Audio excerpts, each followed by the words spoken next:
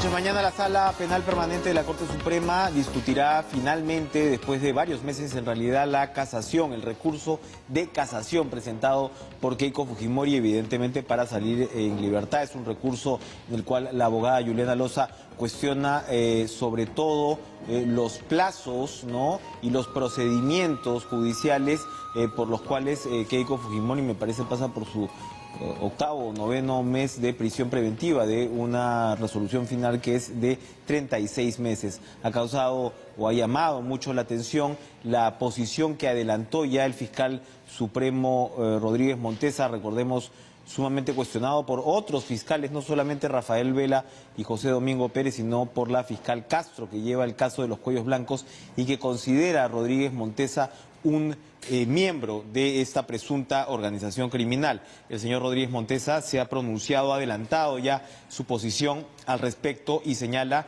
que no aplica la prisión preventiva para Keiko Fujimori. En eso estamos y vamos a conversar con el expresidente del Tribunal Constitucional, Ernesto Álvarez, a quien le damos la bienvenida esta noche. ¿Cómo está, doctor? Gracias por estar con nosotros. Muy buenas noches, gracias por la invitación. Aquí hay varios puntos en juego, para empezar, ¿no? De un lado, la argumentación como tal del fiscal. Un fiscal en un caso como este puede pronunciarse en contra de quienes serían finalmente sus subordinados, como son Vela y José Domingo Pérez. ¿Eso es normal? Claro, comenzando por decir de que en realidad este fiscal supremo se ha pronunciado dentro del proceso establecido. O sea, no es que se haya pronunciado gratuitamente en forma voluntaria, sino que le correspondía a él pronunciarse y luego le corresponde estar en el lugar del Ministerio Público, estar en el lugar del fiscal en la audiencia de mañana. Lo que se discute es la incoherencia entre lo defendido por el equipo especial, por el fiscal superior y el fiscal provincial que tienen a cargo estas investigaciones, la incoherencia con respecto a este fiscal supremo. Pero cabe entender de que en el Ministerio Público no existe la necesaria compatibilidad de funciones, en el sentido de que no hay una subordinación vertical entre los jefes y subordinados, por ejemplo, como en el Ejército, como en la Marina. En este caso, se ha discutido por qué no se ha alineado al entendimiento, a la estrategia del equipo especial, pero él mismo ha contestado, el fiscal supremo, de que los que se tienen que, en todo caso, que alinear son los otros, los subordinados. Por tanto, hay que tener paciencia. Lo único que hay que dejar muy claro, que la sala permanente es una sala integrada por jueces de probada honestidad y capacidad jurídica. Ha habido dos cambios incluso, se han inhibido dos Así de es, ellos. entonces la composición que va a dilucidar ese tema mañana es una composición bastante sólida por parte de la justicia peruana y no tiene ninguna vinculación entre lo formulado por el fiscal supremo con lo que pueda decidir la sala. La sala actúa en forma independiente. Y claro, lo que sostiene Vela además es que el fiscal está estableciendo una posición, en este caso del Ministerio Público, es particular porque efectivamente están en guerra, pues prácticamente. Vela y Domingo Pérez públicamente han solicitado no solamente que Rodríguez Montesa no tenga este papel, sino que prácticamente salga de la Junta de Fiscales Supremos, ¿no? Entonces, es una situación particular. El Ministerio Público está quebrado. No hay coordinación. Así es, el Ministerio Público está prácticamente quebrado, es una institución duramente torpedeada, no solamente por la corrupción interna, sino por la corrupción externa, por la influencia de no solamente un partido, sino de varias posiciones políticas. Y el ciudadano común que nos escucha puede entender con claridad de que hoy en día es muy discutible qué posición es la más correcta o si existe alguna posición correcta. Antes de volver a la argumentación en sí, ahora, Rodríguez Montesa, dadas estas circunstancias, claro, él dirá, me están atacando, ¿no? Yo, ¿por qué? Pero por el otro lado, evidentemente, cualquier posición que él asuma va a ser cuestionada, precisamente porque tienes otros fiscales y se dice incluso que a él lo salva Fuerza Popular en el tema de la denuncia constitucional. habría aplicado, independientemente de lo que el propio señor Rodríguez Montesa piense de su caso y de su eventual o no responsabilidad, ¿no habría sido mejor que aquí él se inhiba, en todo caso, para salvar esta controversia finalmente? En la ley orgánica del Ministerio Público están las causales de inhibición, entre ellas el interés propio.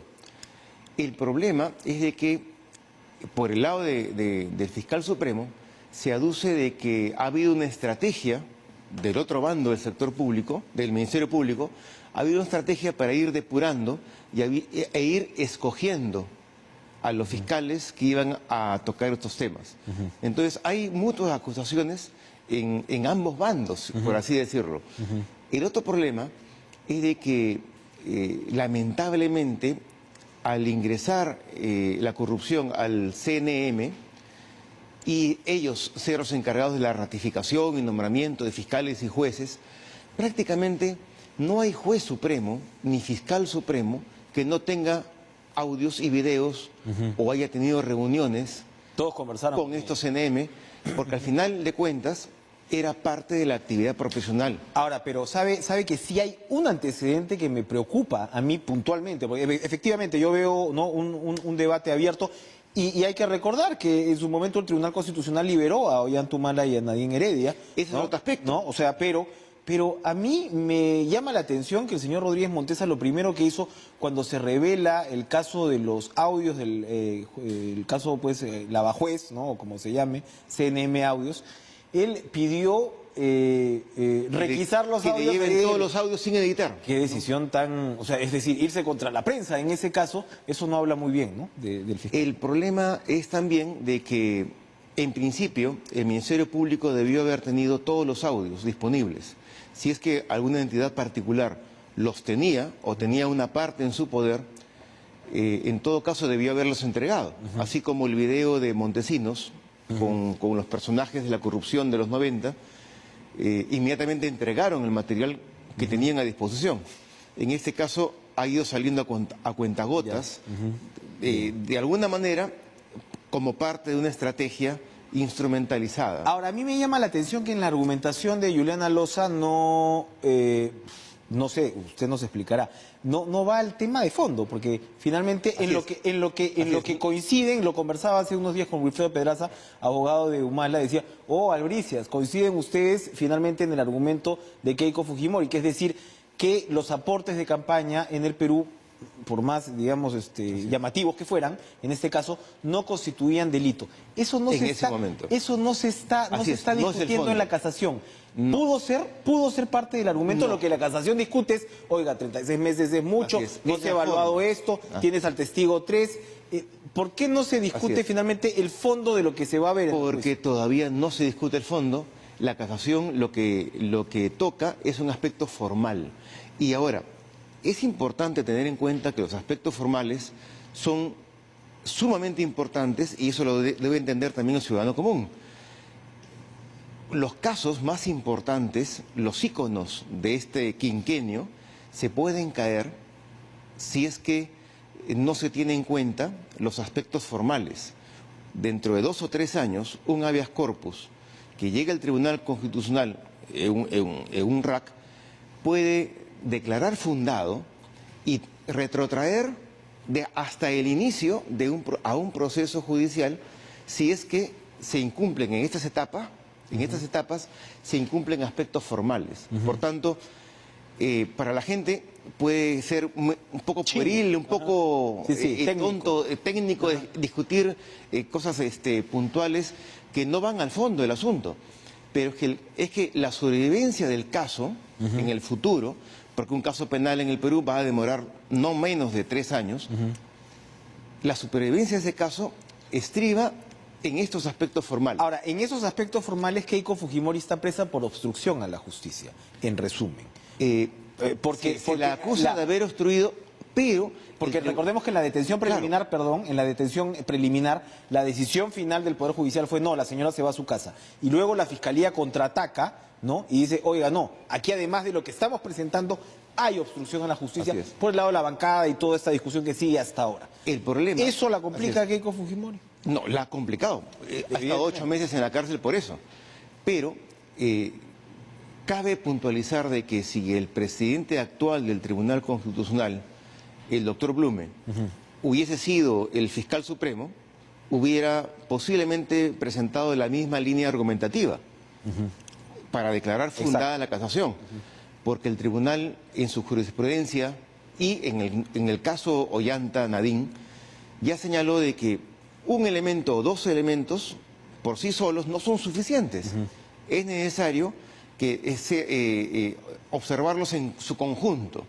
Entonces, es allí donde encuentra fuerza la posibilidad de que la Sala Penal Permanente mañana pueda tomar una decisión de suspender o eliminar la prisión preventiva sin que eso signifique una declaratoria de inocencia o cualquier aspecto, eso es lo que la pronunciamiento de fondo. O sea, muy bien, claro. El hecho de que Keiko Fujimori, al igual que Ollanta Humala, al igual que Nadine, y dicho sea de paso, como debería ser también en el caso de la exalcaldesa Villarán, deben, por principio de la jurisprudencia constitucional, deben defenderse en proceso judicial en libertad, con las restricciones del caso, por supuesto, impedimento de salida al extranjero, posiblemente algunas otras restricciones que blinden seguridad a la sociedad. El caso de Villarán, y bueno, eventualmente el caso Humala habrá que ver con el tema de gasoducto, pero el caso de Villarán no tiene un matiz en el sentido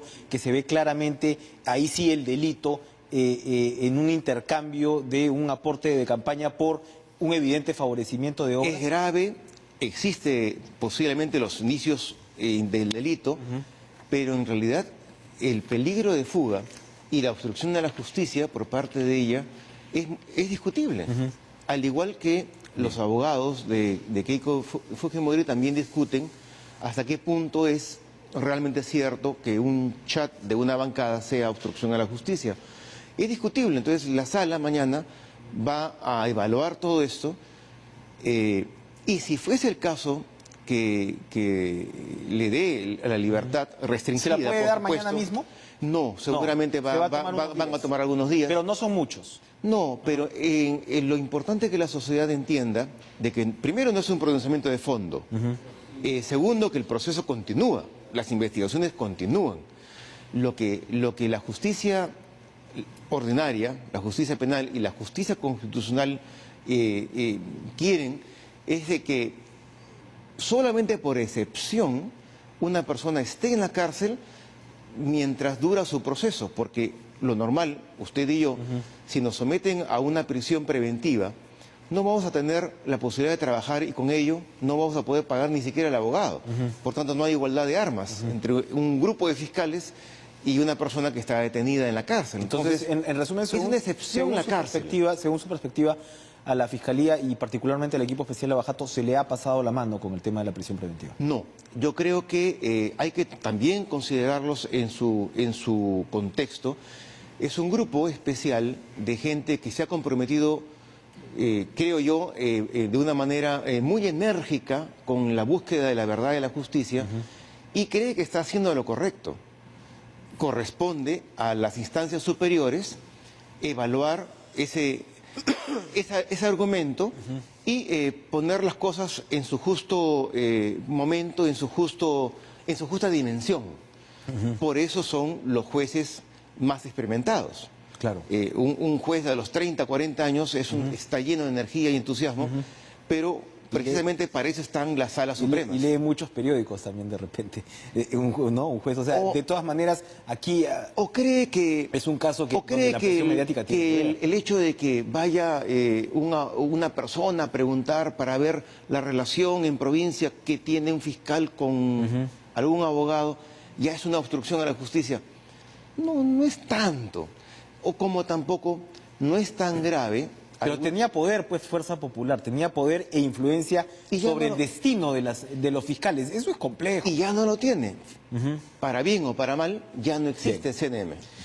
Gracias, Ernesto Álvarez, por acompañarnos. Muchísimas gracias. Jurista, expresidente del Tribunal Constitucional. Vamos a ir a una pausa y vamos a volver a hablar de la realidad laboral. La CONFIEP ha presentado, pues, su agenda país, donde tiene puntos bastante claros de pedido prácticamente al gobierno. ¿Qué piensa el sindicalismo? Vamos a volver con la respuesta.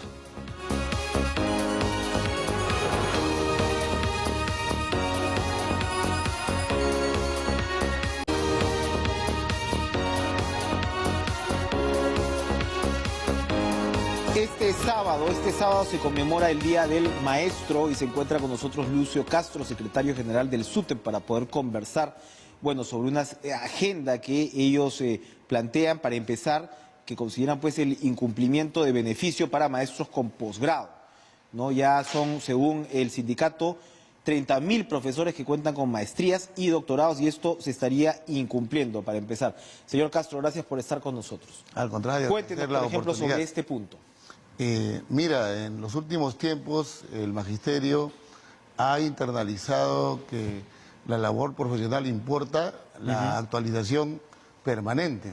Es así que miles de maestros en el país han obtenido maestrías y doctorados y el gobierno en ese sentido incumple lo que la misma ley señala al establecer que aquel maestro que tenga maestría y doctorado tiene una bonificación única y excepcional.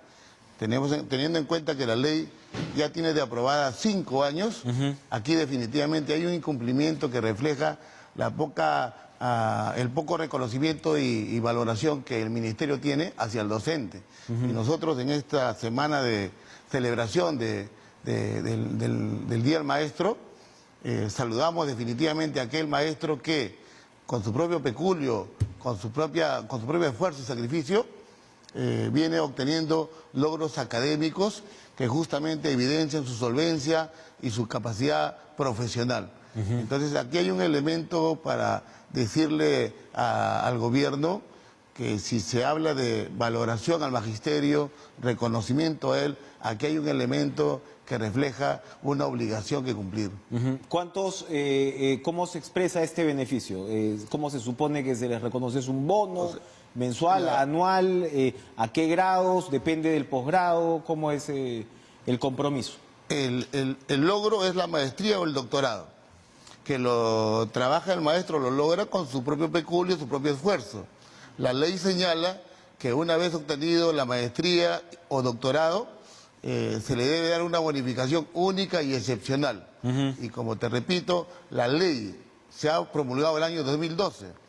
Estamos en 2019 y este aspecto significa un incumplimiento de parte del gobierno y definitivamente una postergación más que el maestro enfrenta y que a pesar de todo ello sigue desarrollando su labor pedagógica, formando al hombre del futuro, actualizándose de manera permanente para estar a tono con las expectativas sociales que se tiene para con él. Estar a tono con la tecnología, estar a tono con los últimos avances científicos es una preocupación en estos tiempos permanente. ¿Qué le ha dicho? ¿Qué le han dicho en el ministerio?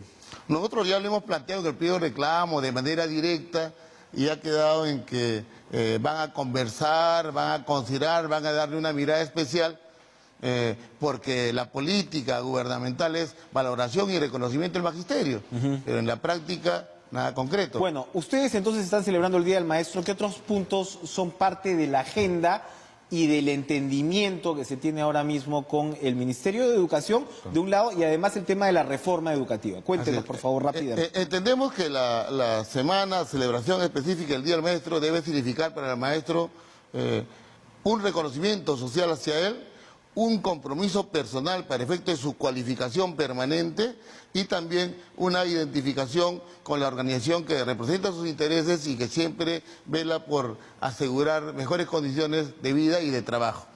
De parte del gobierno, consideramos que debe haber una mirada real de valoración y reconocimiento al maestro y debe eso significar atención a los temas trascendentes que en educación tenemos. ¿Cuáles son?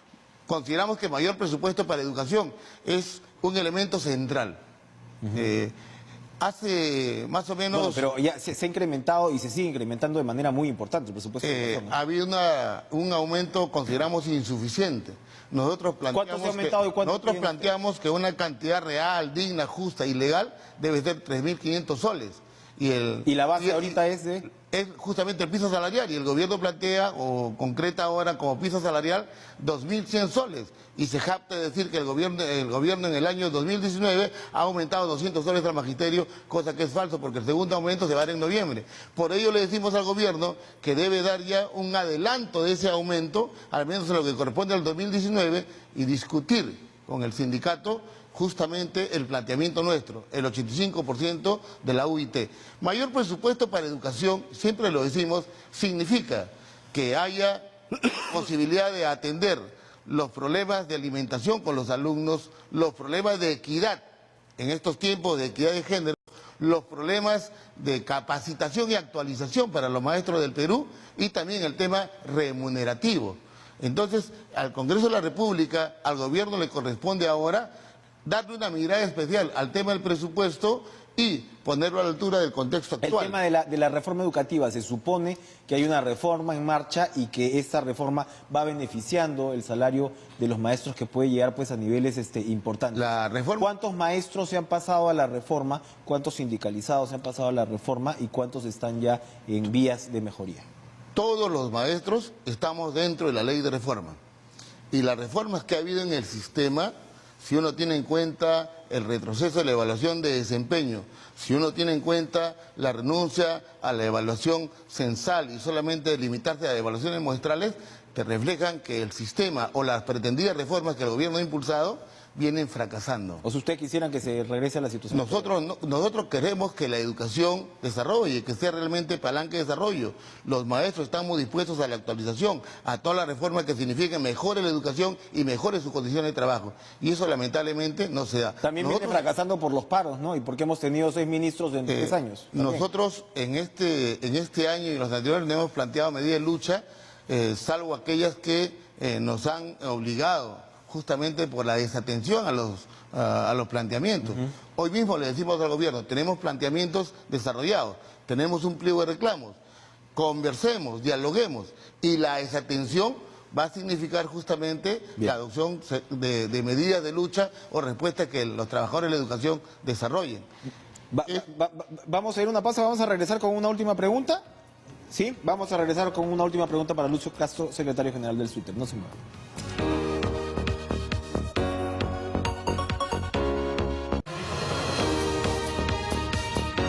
Nos queda un minuto, estamos con Lucio Castro, secretario general del SUTEP. Me comentaba usted otro de los reclamos que no se están cumpliendo, ¿no?, de beneficios incluidos en la ley de reforma. Subsidio de sepelio, me decía usted, asignaciones por tiempo de servicio que se demora mucho tiempo para pagar, y hemos hablado del tema de las maestrías. Pero yo quería terminar este minuto con la pregunta que le hacía ahora.